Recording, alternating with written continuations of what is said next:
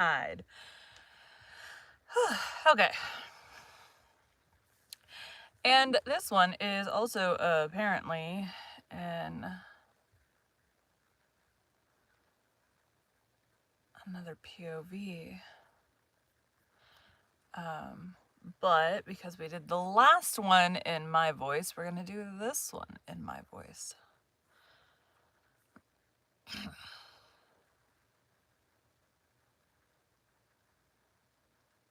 You know what? I think I'm going to re-record chapter 9 tomorrow. In the right voice. We'll do this in Jekyll's voice. Because I think it would be better if it was that way. That's the way it really should be. Alright. Today we will be concluding The Strange Case of Dr. Jekyll and Mr. Hyde by Robert Louis Stevenson. Henry Jekyll's full statement of the case.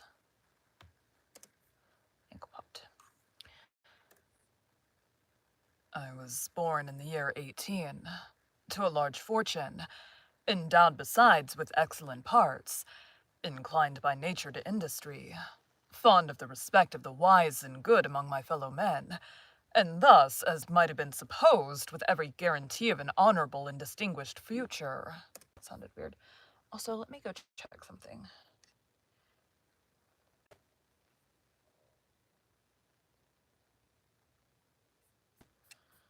I'm checking. Yeah. Okay. We need to redo because that was really weird. And thus, as might have been supposed, with every guarantee,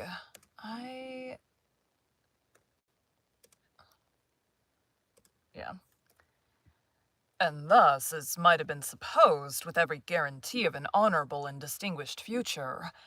And indeed, the worst of my faults was a certain impatient gaiety of disposition, such as has made the happiness of many, but such as I found it hard to reconcile with my imperious desire to carry my head high, and wear a more than commonly grave countenance before the public.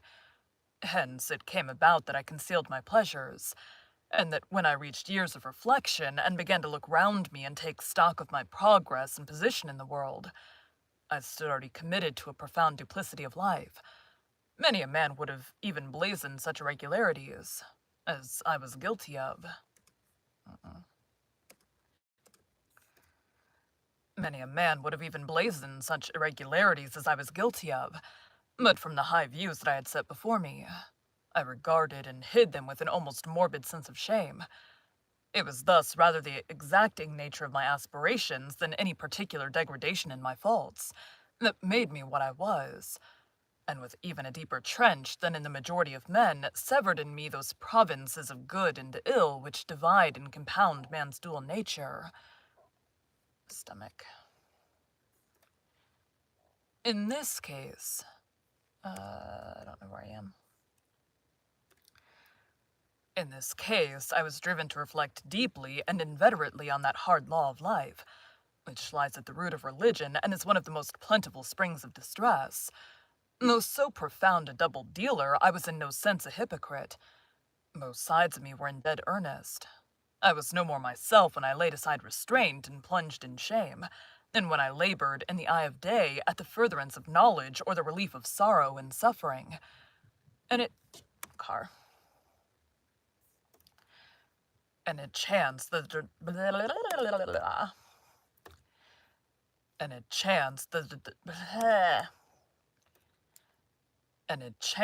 the direction of my scientific studies, which led wholly towards the mystic and the transcendental, reacted and shed a strong light on this consciousness of the perennial war among my members. With every day, and from both sides of my intelligence, the moral and the intellectual, I thus drew steadily nearer to that truth, by whose partial discovery I've been doomed to such a dreadful shipwreck, that man is not truly one, but truly two. I say two because the state of my own knowledge does not pass beyond that point. Others will follow. Others will outstrip me on the same lines, and I hazard the guess that man will be ultimately known for a mere polity? What is this word? Polity.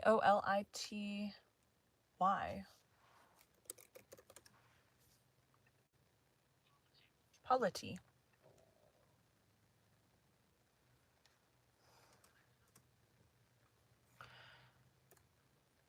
And I don't know where that is. And I hazard the guess that man will be ultimately known for a mere polity of multifarious, incongruous, and independent denizens. I, for my part, from the nature of my life, advanced infallibly in one direction, and in one direction only. It was on the moral side, and in my own person, that I learned to recognize the thorough and primitive duality of man. I saw that of the two natures that contended in the field of my consciousness, even if I could rightly be said to be either, it was only because I was radically both. Burp or something. Both. And from an early date, even before the course of my scientific discoveries had begun to suggest the most naked possibility of such a miracle, I had learned to dwell with pleasure as a beloved daydream on the thought of the separation of these elements. If each, I told myself, could be housed in separate identities, life would be relieved of all that was unbearable. The unjust might go his way, delivered from the aspirations and remorse of his more upright twin, and the just could walk steadfastly and securely on his upward path, doing the good things in which he found his pleasure, and no longer exposed to disgrace and penitence by the hands of this extraneous evil. It was the curse of mankind that these incongruous faggots were thus bound together, that in the agonized wound of consciousness these polar twins should be continuously. I don't like that word, by the way, but that is the word used. I forgot to turn my, focus mode on. I'm getting pop-ups of notifications. That in the agonized wound of womb, the word is womb. That in the agonized womb of consciousness, these polar twins should be continuously struggling. How then were they disassociated? That is not there's no A there. What is that word?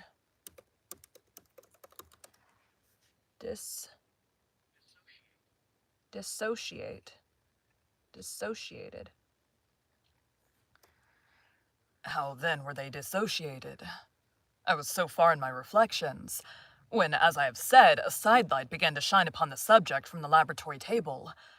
I began to perceive more deeply than it had ever yet been stated, the trembling immateriality, the mist-like transience of this seemingly so solid body in which we walk attired. Certain agents I found to have the power to shake and pluck back that fleshly vestment, even as a vestment. God. Certain agents I found to have the power to shake and pluck back that fleshly vestment, even as a wind might toss the curtains of a pavilion. For two good reasons, I will not enter deeply into this scientific branch of my confession. First, because I've been made to learn that the doom and burthen of our life is bound forever on man's shoulders, and when the attempt is made to cast it off, it but returns upon us with more unfamiliar and more awful pressure. Second, because, as my narrative will make alas, too evident, my discoveries were incomplete. Enough, then, that I not only recognized my natural body from the mere aura, and if... Oh, dear God, why does he talk so freaking fancy?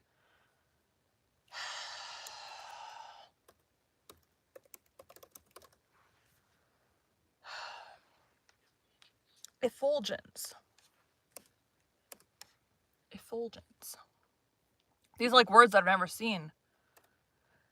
Enough, then, that I not only recognized my natural body from the mere aura and effulgence of certain of the powers that made up my spirit, but managed to compound a drug by which these powers should be dethroned from their supremacy, and a second form and countenance substituted, none the less natural to me because they were the expression, and bore the stamp of lower elements in my soul.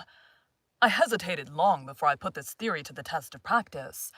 I knew well that I risked death, for any drug that so potently controlled and shook the very fortress of identity might, by the least scruple of an overdose, or at the least inopportunity in the moment of exhibition, utterly blot out that immaterial tabernacle which I looked to it to change. But the temptation of a discovery so singular and profound at last overcame the suggestions of alarm. I had long since prepared my tincture. I purchased at once, from a firm of wholesale chemists, a large quantity of a particular salt, which I knew from my experience to which I knew from my experiments to be the last ingredient required. And late one accursed night I compounded the elements, watched them boil and smoke together in the glass, and when the ebullition had subsided, with a strong glow of courage, drank off the potion. The most racking pangs succeeded, a grinding in the bones, deadly nausea, and a horror of the spirit that cannot be exceeded at... How? Deadly nausea and a horror of the spirit that cannot be exceeded at the hour of birth or death. Then these agonies began swiftly to subside, and I came to myself as if out of a great sickness. There was something strange in my sensations, something indescribably new, and from its very novelty, incredibly sweet. I felt younger, lighter, happier in body. Within, I was conscious of a heady recklessness, a current of disordered sensual images running like a mill race in my fancy, a solution of the bonds of obligation, an unknown but not an innocent freedom of the soul. I knew myself, at the first breath of this new life, to be more wicked, tenfold more wicked, sold as slave to my original evil, and the thought, in that moment, braced and delighted me like wine. I stretched out my hands, exulting in the freshness of these sensations, and in the act I was suddenly aware that I had lost in stature. There was no mirror at that date in my room. That which stands beside me as I write was brought there later on, and for the very purpose of these transformations. The night, however, was far gone into the morning. The morning, black as it was nearly ripe for the conception of the day. The inmates of my house were locked in the most rigorous hours of slumber, and I determined, flushed as I was with hope and triumph, to venture in my new shape as far as to my bedroom. I crossed the yard, wherein the constellations looked down upon me. I could have thought with wonder the first creature of that sort that their unsleeping vigilance had yet disclosed to them. I stole through the corridors, a stranger in my own house, and coming to my room, I saw for the first time the appearance of Edward Hyde. I must here speak by theory alone, saying not that which I know, but that which I suppose to be the most probable, the evil side of my nature, to which I had now transferred the stamping efficacy, was less robust and less developed than the good which I had just opposed. Again, in the course of my life, which had been, after all, 9/10 a life of effort, virtue, and control, it had been much less exercised and much less exhausted, and hence, as I think, it came about that Edward Hyde was so much smaller, slighter, and younger than Henry Jekyll, even as good shone upon the countenance of the one, evil was written broadly and plainly on the face of the other.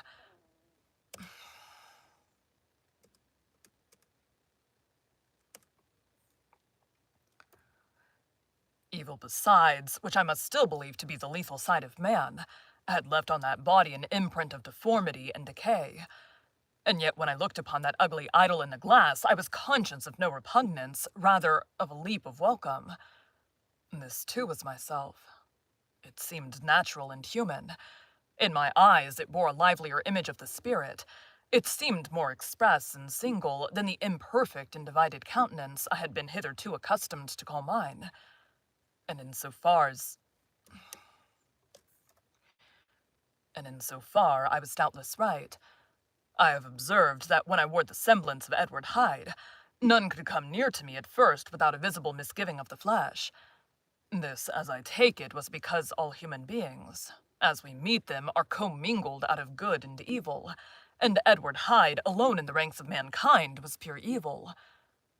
I lingered but a moment at the mirror. The second and conclusive experiment had yet to be attempted. It yet remained to be seen if I had lost my identity beyond redemption, and must flee before daylight from a house that was no longer mine. And hurrying back to my cabinet, I once more prepared and drank the cup. Once more suffered the pangs of dissolution.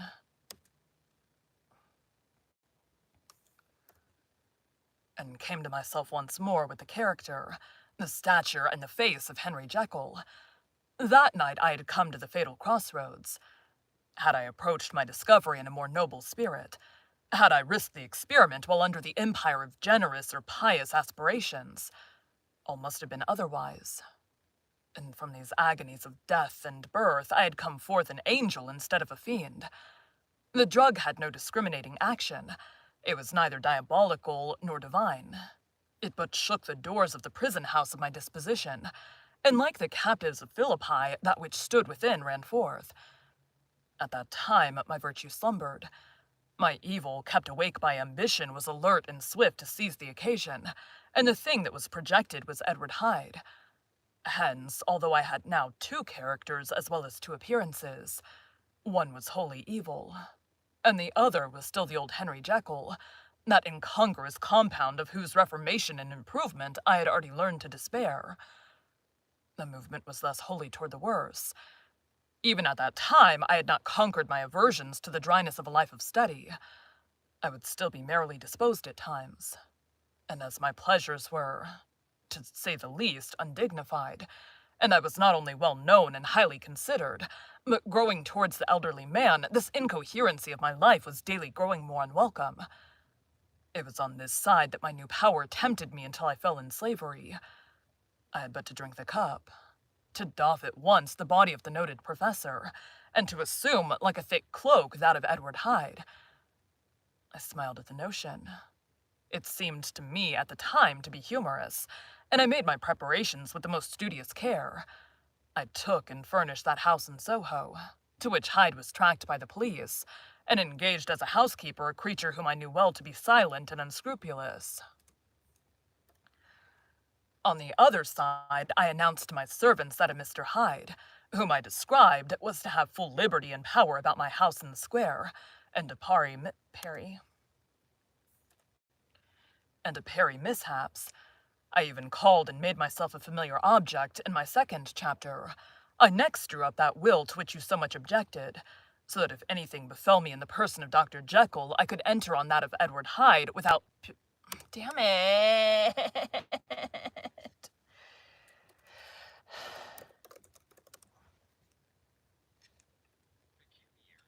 Pecuniary.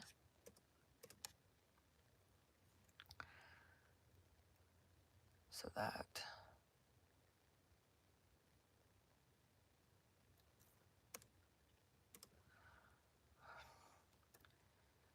that if anything befell me in the person of Dr. Jekyll, I could enter on that of Edward Hyde, without pecuniary loss, and thus fortified, as I supposed, on every side, I began to profit by the strange immunities of my position.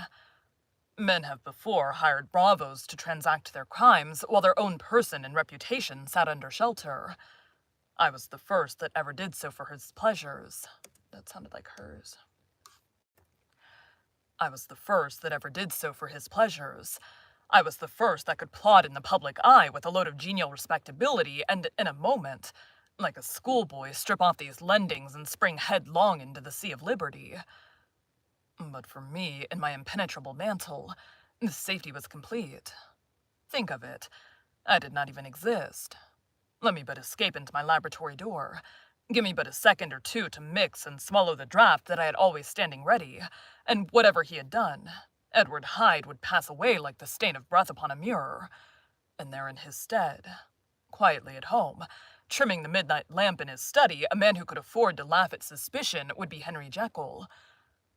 The pleasures which I made haste to seek in my disguise were, as I have said, undignified. I would scarce use a harder term. But in the hands of Edward Hyde, they soon began to turn toward the monstrous. When I would come back from these excursions, I was often plunged into a kind of wonder at my vicarious depravity. This familiar that I called out of my own soul and sent forth alone to do his good pleasure, was a being inherently malign and villainous. His every act and thought centered on self, drinking pleasure with bestial avidity from any degree of torture to another, relentless like a man of stone. Henry Jekyll stood at times aghast before the acts of Edward Hyde.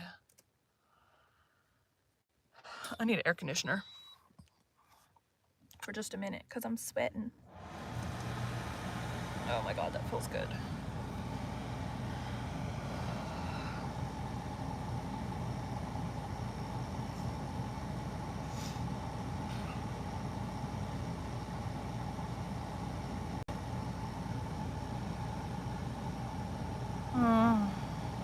Anyways, this is the last chapter, and then on Monday for me, it'll be Wednesday for you guys, I am starting on Great Expectations. I did not do the last. We've done Charles Dickens before, but it was before I did Behind the Stories, and I was not the one who narrated it. So, we're not doing... this will be our Christmas time book. He has a lot of ones that revolve around Christmas time. We did 2 years ago, Christmas Carol.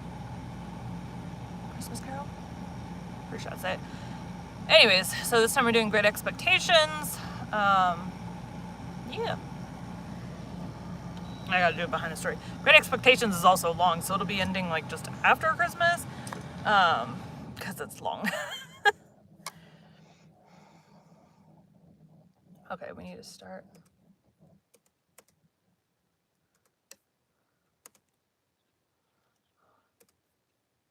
Edward Hyde.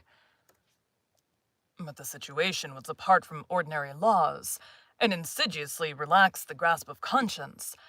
It was Hyde, after all, and Hyde alone that was guilty. Jekyll was no worse. He woke again to his good qualities seemingly unimpaired. He would even make haste where it was possible to undo the evil done by Hyde, and thus his conscience slumbered. Into the details of the infamy at which I thus connived. For even now I can scarce grant that I committed it. I have no design of entering. I mean but to point out the warnings and the successive steps with which my chastisement approached. I met with one accident, which, as it brought on no consequence, I shall no more than mention.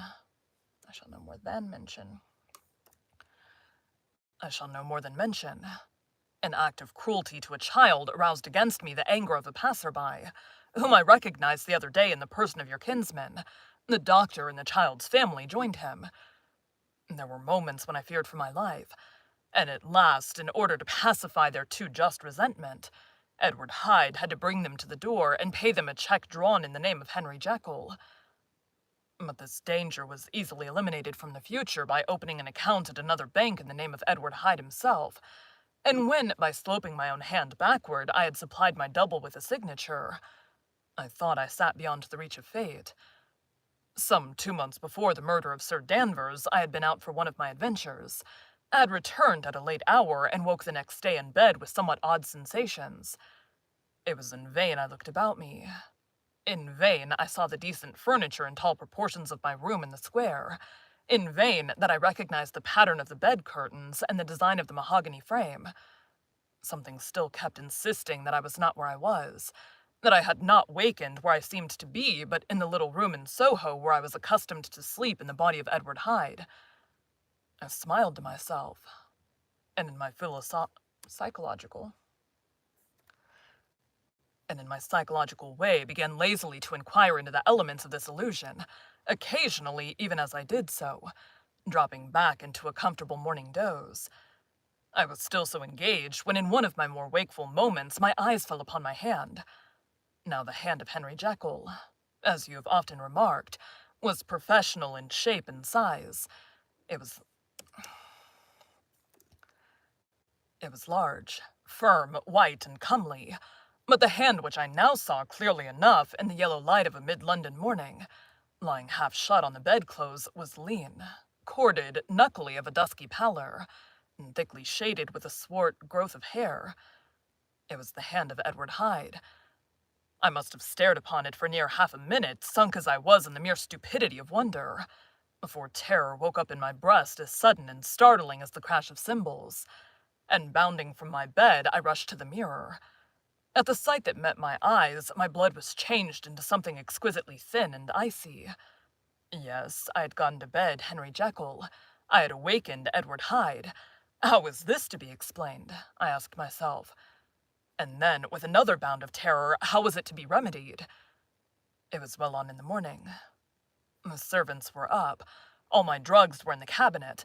A long journey down 2 pairs of stairs, through the back passage, across the open court, and through the anatomical theater, from where I was then standing horror-struck. It might indeed be possible to cover my face, but of what use was that, when I was unable to conceal the alteration in my stature? And then, with an overpowering sweetness of relief, it came back upon my mind that the servants were already used to the coming and going of my second self. I had soon dressed as well as I was able in the I had soon dressed as well as I was able in clothes of my own size.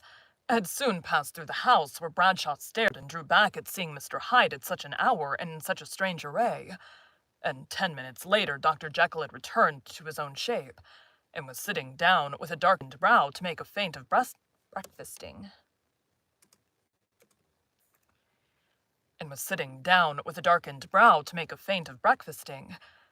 Small indeed was my appetite. This inexplicable incident, this reversal of my previous experience, seemed like the Babylonian finger on the wall, to be spelling out the letters of my judgment.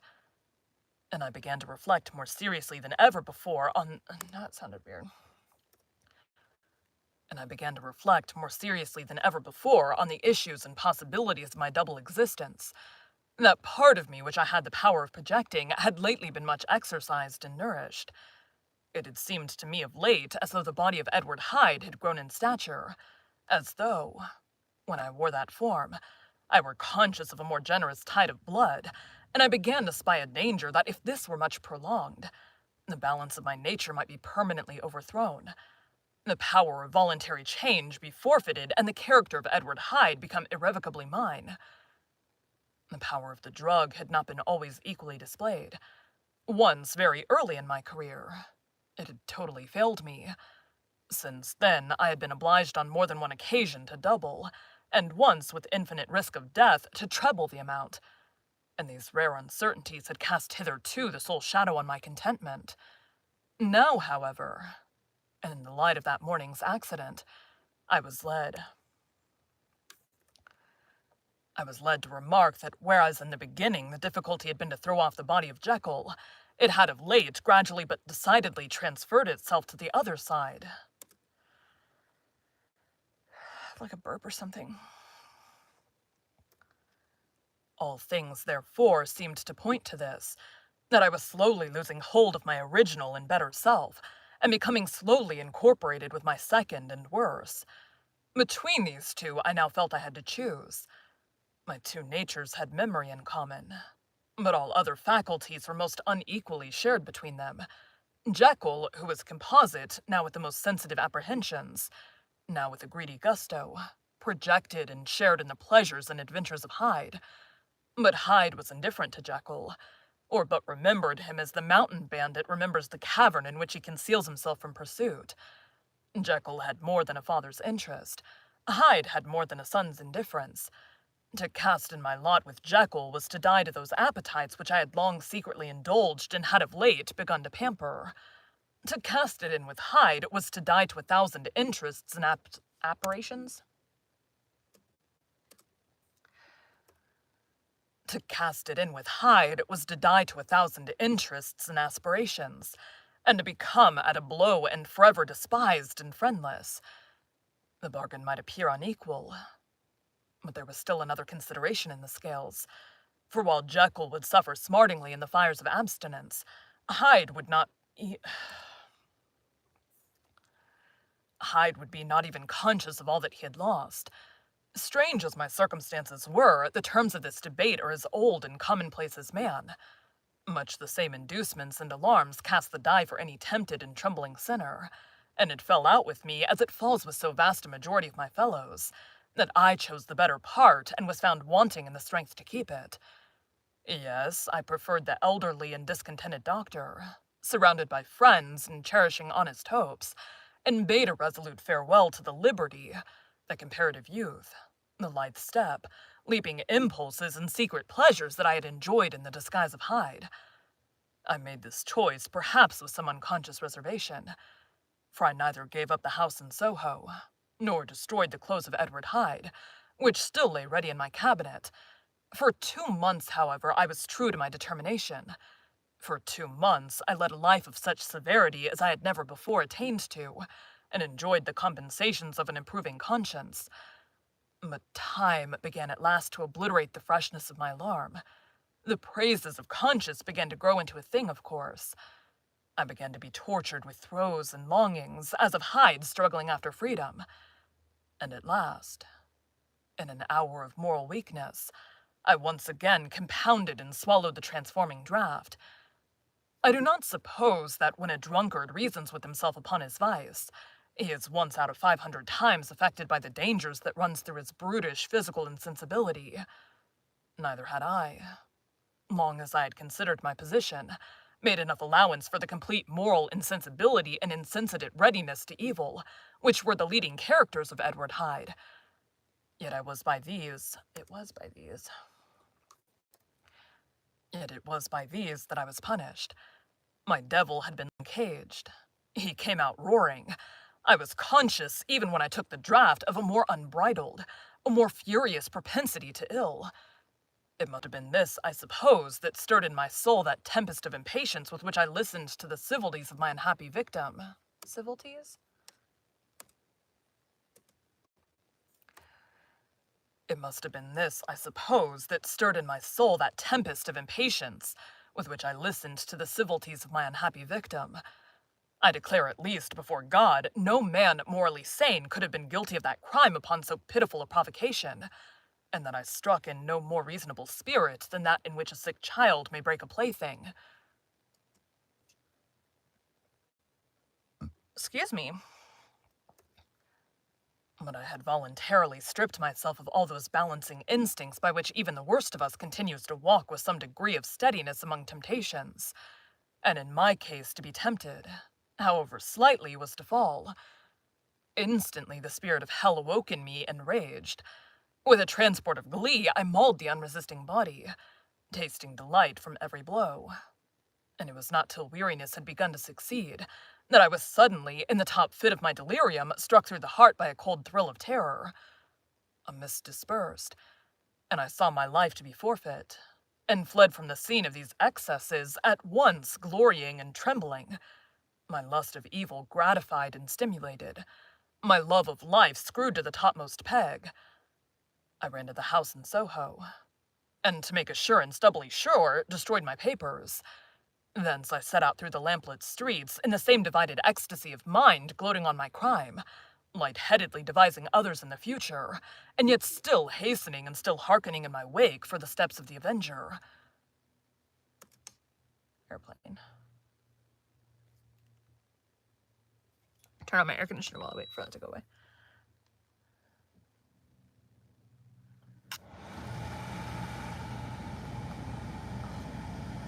I went to the chiropractor, dude, and it always takes a couple days for my neck to be like fully.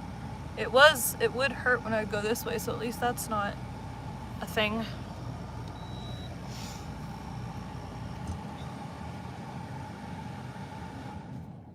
Okay, we stopped at Avenger. Hyde had a song upon his lips as he compounded the draught, and as he drank it pledged the dead man. The pangs of transformation had not done tearing him before Henry Jekyll, with streaming tears of gratitude and remorse, had fallen upon his knees and lifted his clasped hands to God. The veil of self-indulgence was rent from head to foot. I saw my life as a whole. I followed it up from the days of childhood, when I had walked with my father's hand, and through the self-denying toils of my professional life to arrive again and again, with the same sense of unreality, at the damned horrors of the evening. I could have screamed aloud. I sought with tears and prayers to smother down the crowd of hideous images and sounds with which my memory swarmed against me. And still, between the petitions, the ugly face of my iniquity stared into my soul. As the acuteness of this remorse began to die away, it was succeeded by a sense of joy. The problem of my conduct was solved. Hyde was thenceforth impossible, whether I would or not. I was now confined to the better part of my existence. And oh, how I rejoiced to think of it! With what willing humility I embraced anew the restrictions of natural life! With what sincere renunciation I locked the door by which I had so often gone and come and ground the key under my heel. The next day came the news that the murder had not been overlooked, that the guilt of Hyde was patent to the world, and that the victim was a man high in public estimation. It was not only a crime. It was not only a crime. It had been a tragic folly. I think I was glad to know it. I think I was glad to have my better impulses thus buttressed and guarded by the terrors of the scaffold. Jekyll was now my city of refuge. Let but Hyde peep out an instant, and the hands of all men would be raised to take and slay him. I resolved in my future conduct to redeem the past, and I can say with honesty that my resolve was fruitful of some good. You know yourself how earnestly, in the last months of the last year, I labored to relieve suffering. You know that much was done for others, and that the days passed quietly, almost happily for myself. Nor can I truly say that I wearied of this beneficent and innocent life. I think instead that I daily enjoyed it more completely. But I was still cursed with my duality of purpose. And as the first edge of my penitence wore off, the lower side of me, so long indulged, so recently chained down, began to growl for license. Not that I dreamed of resuscitating Hyde. The bare idea of that would startle me to frenzy. No, it was in my own person that I was once more tempted to trifle with my conscience.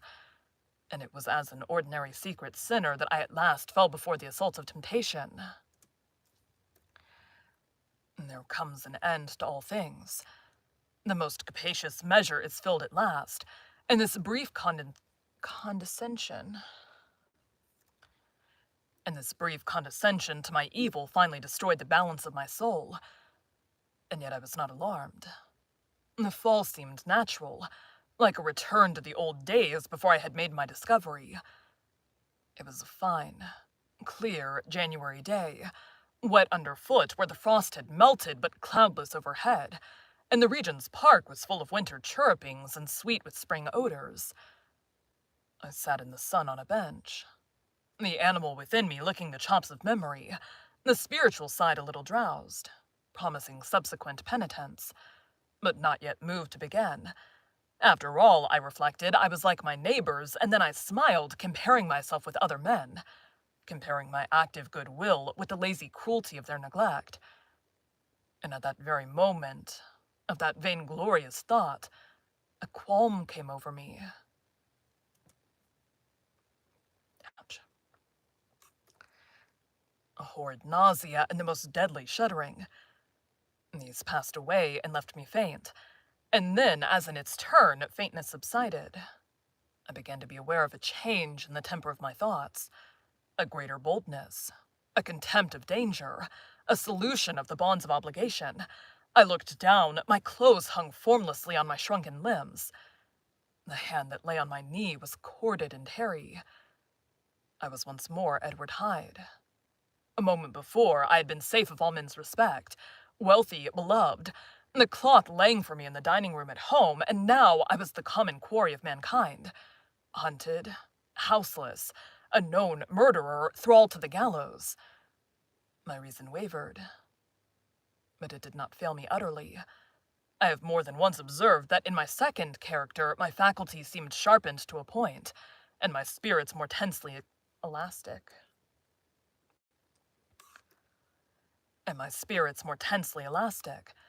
Thus it came about that where Jekyll perhaps might have succumbed, Hyde rose to the importance of the moment.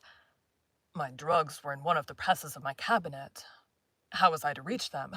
That was the problem that, crushing my temples in my hands, I set myself to solve. The laboratory door I had closed.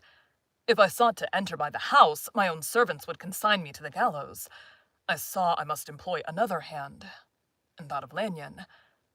How was he to be reached? How persuaded? Supposing that I escaped capture in the streets, how was I to make my way into his presence? And how should I, an unknown and displeasing visitor, prevail on the famous physician to rifle the study of his colleague, Dr. Jekyll? Then I remembered that of my original character.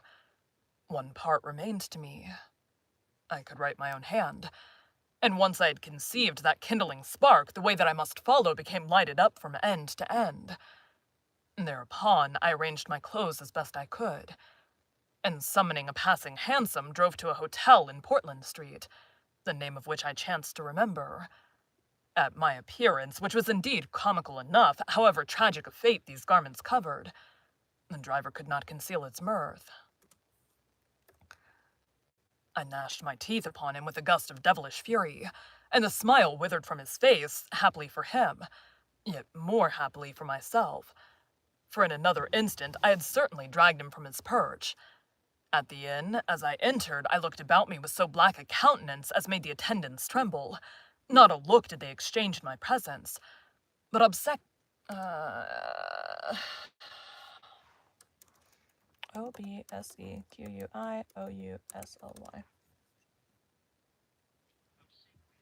Obsequious. But obsequiously took my orders, led me to a private room, and brought me wherewithal to write. Hyde, in danger of his life, was a creature new to me, shaken with inordinate anger, strung to the pitch of murder, lusting to inflict pain.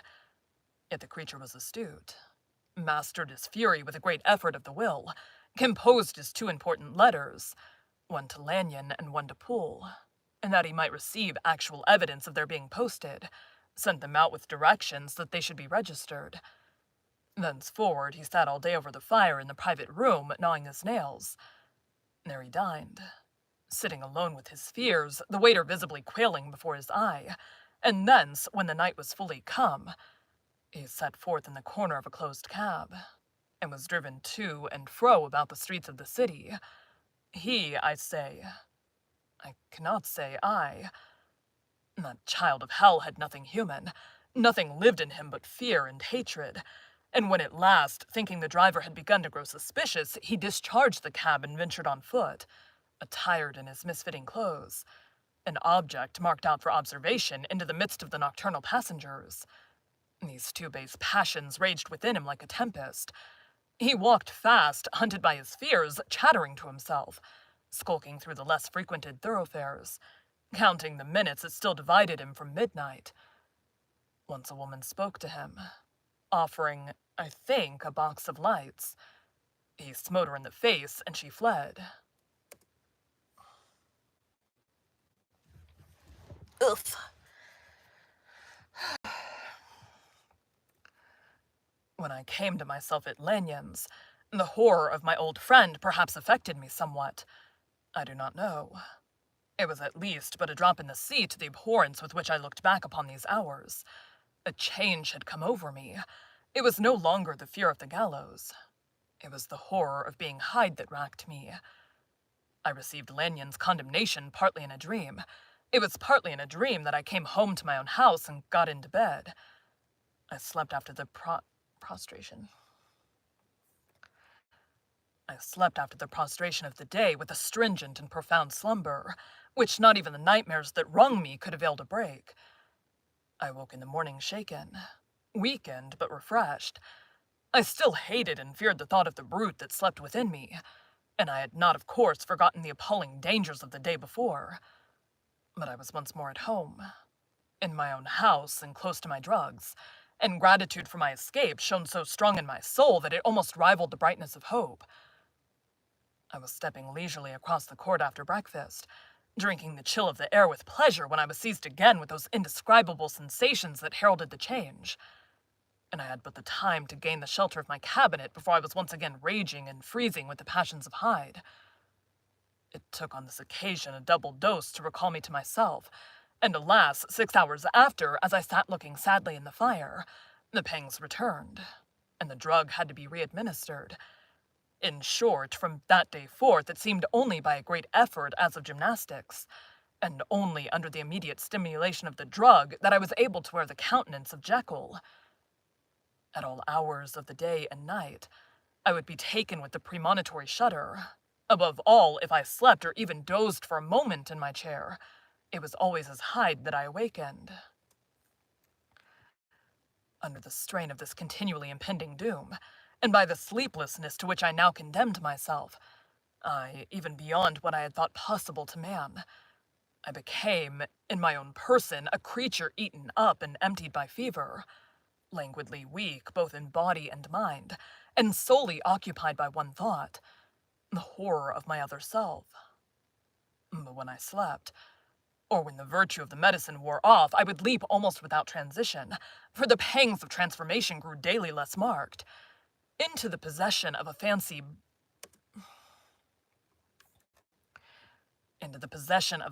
brimming with images of terror, a soul boiling with causeless hatreds, and a body that seemed not strong enough to contain the raging energies of life.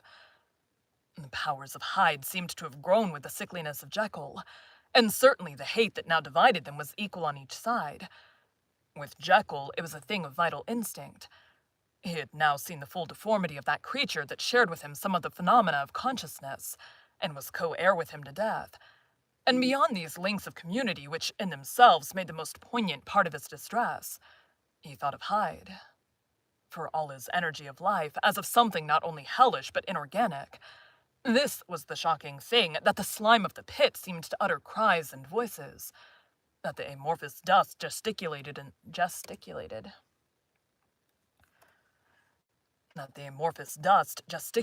sinned, that what was dead and had no shape should usurp the offices of life, and this again, that that insurgent horror was knit to him closer than a wife, closer than an eye, lay caged in his flesh where he heard it mutter and felt it struggle to be born, and at every hour of weakness and in the confidence of slumber, prevailed against him, and opposed him out of life. The hatred of Hyde for Jekyll was of a different order. His terror of the gallows drove him continually to commit temporary suicide, and return to his subordinate station of a part instead of a person. But he loathed the necessity. He loathed the despondency into which Jekyll was now fallen, and he resented the dislike with which he was himself regarded. Hence the ape-like tricks that he would play me, scrawling in my own hand, blasphemies on the pages of my books, burning the letters and destroying the portrait of my father. And indeed, had it not been for his fear of death, he would long ago have ruined himself in order to involve me in the ruin.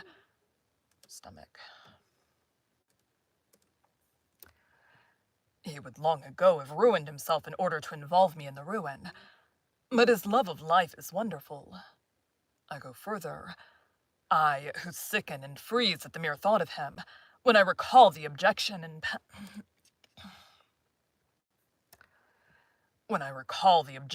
passion of this attachment, and when I know how he fears my power to cut him off by suicide, I find it in my heart to pity him. It is useless, and the time awfully fails me. To prolong this description, no one has ever suffered such torments. Let that suffice, and yet even to these habit brought. No, not alleviation, but a certain callousness of soul, a certain acquiescence of despair. Despair.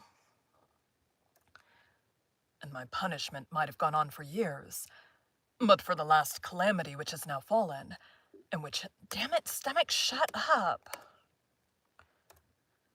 But for the last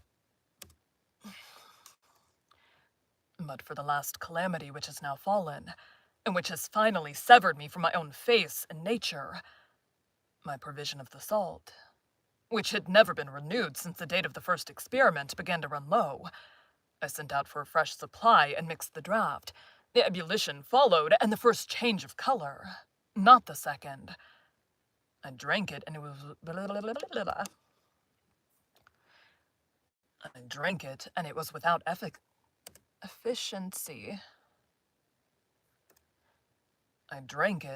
without efficiency. You will learn from Poole how I have had London ransacked. It was in vain, and I am now persuaded that my first supply was impure, and that it was the unknown impurity which lent efficacy to the draught. About a week has passed, and I'm now finishing this statement under the influence of the last of the old powders. This, then, is the last time, short of a miracle, that Henry Jekyll can think his own thoughts or see his own face, now how sadly altered in the glass. Nor must I delay too long to bring my writing to an end, for if my narrative has hitherto escaped destruction, it has been by a combination of great prudence and great good luck. Should the throes of change take me in the act of writing it, Hyde will tear it in pieces, but if some time shall have elapsed after I have laid it by, His wonderful selfishness and circumscription to the moment will probably save it once again from the action of his ape-like spite. And indeed, the doom that is closing on both has already...